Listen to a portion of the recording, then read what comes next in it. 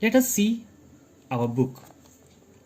The reign of the Delhi Sultanate that extended over a period of 3 centuries, as I told, 300 years, 3 centuries, had great impact in different spheres of life in India. This period of Indian history had many new features which were quite different from those preceding it. It marked the beginning of a new era in social, cultural, economic, religious, and political history of India and led to the emergence of the Indo Islamic culture. That means it brought a drastic changes in social life of people, cultural life of the people, and economical life of the people, and it also affected the religious life of the people, and it brought a new era, that is Indo Islamic culture. The political setup under Delhi Sultanate. The rulers of Delhi Sultanate followed Islam. Most of all the rulers were following Islam religion, and their administration was based on the laws of Quran. Important thing is their administration was based on the laws of Quran. What is Quran? Quran is the holy book of Islam that you know very well. According to the Islamic theory of sovereignty, the Caliph was the supreme sovereign authority. All Muslim kings across the world were his subordinates. The power of the Caliph was at its peak during the Sultanate period. Caliphs, who was the Caliph? Caliph means successor or ruler or leader that follows the Islamic laws, and all the sultanates, all the sultans were following his rules. So the political setup under Delhi Sultanate was divided in two set of administration system. First was central administration and the position of sultan, and second was the provincial administration. Okay, first we will see the central administration and the position of sultan. The sultan was the head of the military administration and commander-in-chief of the army. He was a military despot, and all powers of the state were concentrated in his hand. That means all the powers he keeps in his own hand, and his words were considered as carved in stone and made into the laws of the land. If we'll say these words in Hindi, it is also can be said that सुल्तान का लकीर पत्थर की लकीर के बराबर होता है, या उनके हर एक वाक्य को कानून माना जाता था. In Hindi we can understand like this, पत्थर की लकीर. The Sultan could appoint any person to any post and dismiss him on his wish. That means he can appoint anybody as a servant, as a maid, as a soldier, as a revenue collector, or as a minister. Anyone he can appoint, and he also can dismiss at any time. There is a famous saying that the bravest men of require arms, and the wisest of kings need minister. That means for bravery you require a strong arm, but for kingship to rule you need when you have to rule a kingdom, when you have to rule a country, you need a wisest, intelligent ministers.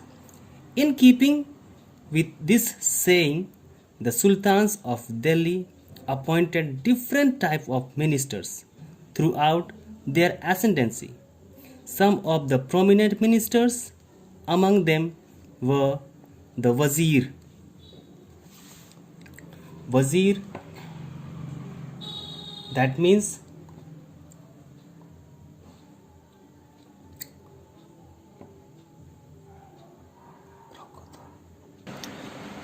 Wazir means Prime Minister of the state and headed the financial department. Diwani Isalat, who were looking after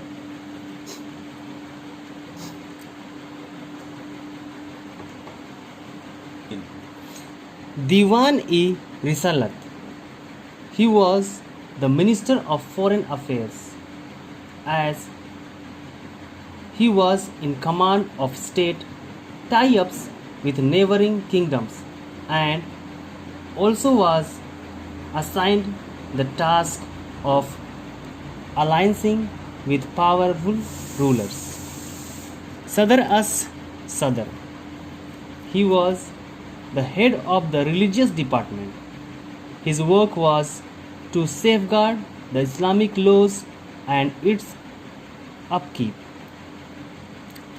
Diwan-e-Insha, that means he was the minister who looked after the local correspondence of the different officers.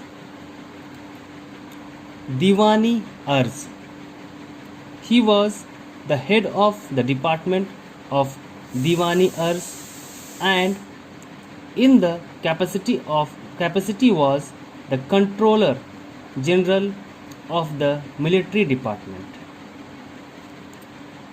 Qazi ul Qazat, he was the chief justice, or he was seeing the judiciary system of the empire.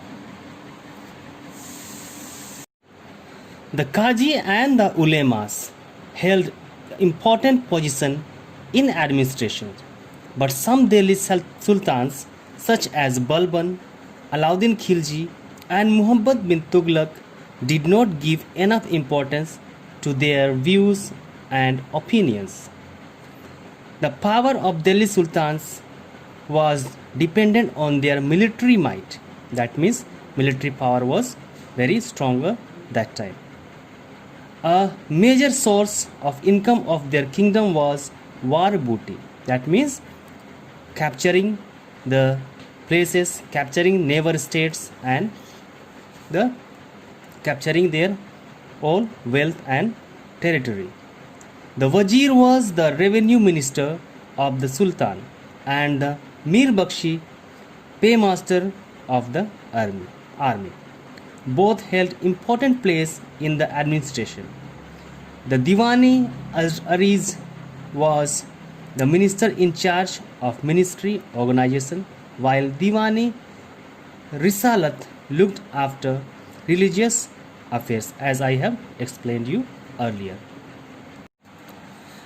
Second administrative system was in Delhi Sultanate, the provincial administration. First we have seen the central administration and the position of Sultan. And the second we'll see the provincial administration. The Sultanate, that means empire, was divided into provinces which were governed by governors called the Mukti, Wali or Subedar. The most important functions of the Subedar was to maintain law and order in the provinces.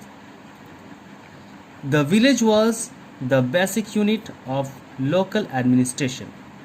A group of village was known as Pargana. The Amil was chief officer of the Pargana and he was responsible for collecting land revenue. So Amil was the revenue collector here. Mukaddam or Chaudhary was the village headman. All the towns and villages with Muslim population had a Qazi to deliver justice to the people and to enforce the Sharia and Quranic law. The Kotwal was the head of the police department of the town. Delhi Sultanate dealt severely with criminals. Here we can understand that the provinces were under control of a governor called Amil. He was deputy of the Sultan in his area. During the 14th century, the provinces were partitioned into six of for administrative convenience. Siktas divided by Parganas, which was headed by Amil. The six were administered by the Sikhdar. Subsequently, the six got transformed into Sarkar during the Afghan period. Faujdar was another officer along with the Sikhdar and provincial level. Their duties are not clearly articulated, and often the role of the two seem to overlap.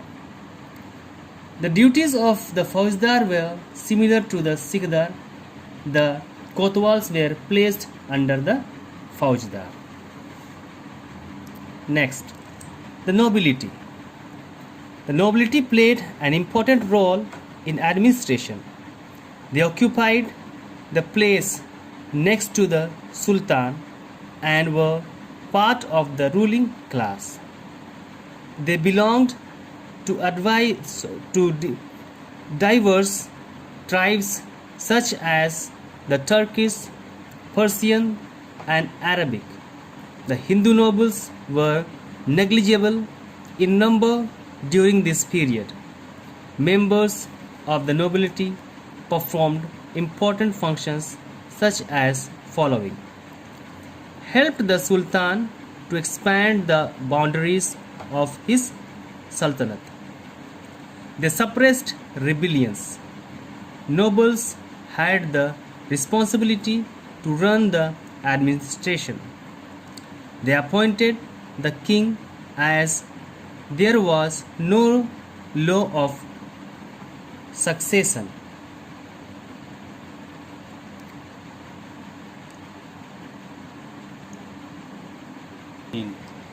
In other words, we can say that the nobility was a powerful group under Sultan. Most of nobles were Afghans and Turks, including provincial governor, military commanders, high-ranking officers. Nobles, particularly those who were based at Delhi, emerged as a very powerful group, at times even played a role in the selection of the Sultan. The group of Chahalgan, as we have discussed about this in previous chapter, group of 40 nobles, which was created by Iltutmish, also emerged very powerful.